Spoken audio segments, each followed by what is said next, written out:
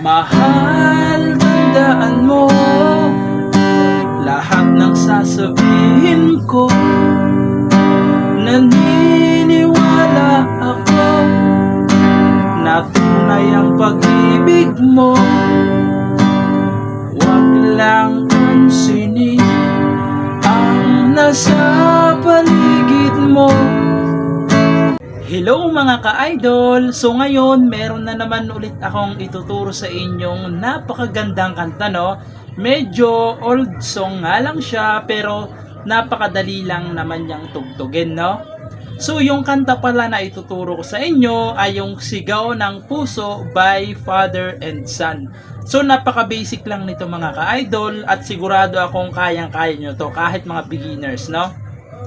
So, ituturo ko muna Ituturo ko muna sa inyo yung kanyang strumming pattern na pwede nyo gamitin, pwede nyo ring palitan, nakadepende na lang sa inyo, no? So, ganito yung strumming pattern na gagamitin natin. Dalawang down lang. Pag sa chords, meron kayong nakitang open close parenthesis, ibig sabihin yung strumming nyo doon ay isang strum down lang. Okay? So, ganun yung strumming, no? So, hindi na natin papatagalin, puntahan na natin kaagad yung kanyang verse. So, yung verse niya mga ka-idol is C. Ayan, C. Yung C, ito siya, second string, fourth string, tsaka fifth string. Ayan yung C. Sunod is G. Yung G, ito siya, first string, second string, tapos fifth string, tsaka sixth string. Ayan yung G. Sunod is F. Ayan, F.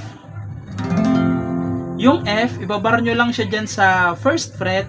Dito naman sa second fret, ipitin nyo tong third string. Dito naman sa third fret ay itong fifth string tsaka fourth string. Ayan yung F.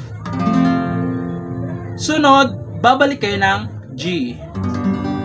Gagawin nyo yung apat na chords na yan ng dalawang beses. 2 times nyo siyang gagawin. Pag nagawa nyo siya ng 2 times, pupunta ulit kayo ng F, tapos G, tapos C, tapos ito yung yung E minor 7 over B. Napakahirap nito mga ka-idol na chords, no? So ito lang siya. Yan lang, isang string lang. Ito lang sa second fret, itong fifth string lang. Ayan, E minor 7 over B. Ayan, isang string lang. Pag natapos kayo dyan, pupunta kayo ng A.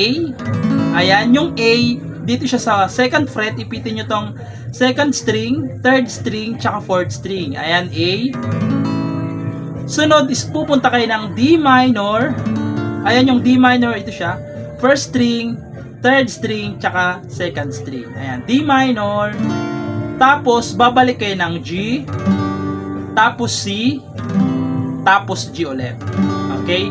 Yung buong chords na yun mga ka-idol ay sa lahat na ng verse ng kanta na to, no? Sa lahat na ng verse.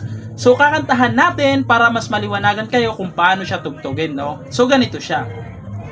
Mahal, tandaan mo lahat ng sasabihin ko. Naniniwala ako na tunay ang pag-ibig mo.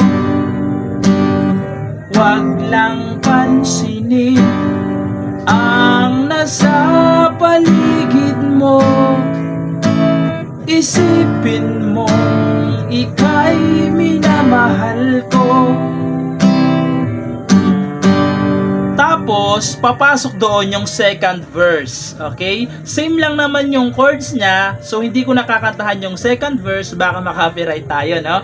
So, doon na lang tayo proceed sa kanyang chorus, no? So, hindi ko na rin papatagalin. Proceed na tayo sa kanyang chorus. So, yung chorus niya, mga ka-idol, is C, G, tapos C ulit, tapos F. Ayan. Tapos, babalik ulit kayo ng C, G, tapos C ulit, tapos G ulit, tapos C ulit, tapos G ulit. So, marami yung pagkakasunod-sunod niya mga ka-idol, no? Tapos C ulit, tapos F. tapos babalik kayo ng C ulit, tapos G, tapos C ulit na naman, tapos G. Marami lang yung pagkakasunod-sunod niya pero madali lang, no? So, sasampulan ko kayo ng chorus para mas maintindihan nyo lalo, no? So, ganito siya. Kahit ano pa ang nakaraan mo, walang sinuman ang makapagbabago. Tapat ang pagmamahal ko, sa'yo giliw ko. Kahit ano pa ang sabihin nila, hindi ito hadlang sa hangarin ko. Wagas ang pag-ibig, sigaw ng puso ko. Okay, so ganun siya mga ka-idol, no? Tapos babalik ulit kayo sa verse, no? So yung chorus niya mga ka-idol is same lang lahat, pati yung verse niya. So same lang lahat, ayun lang. So sana nagustuhan niyo yung video natin. Inayin lang. Bye-bye!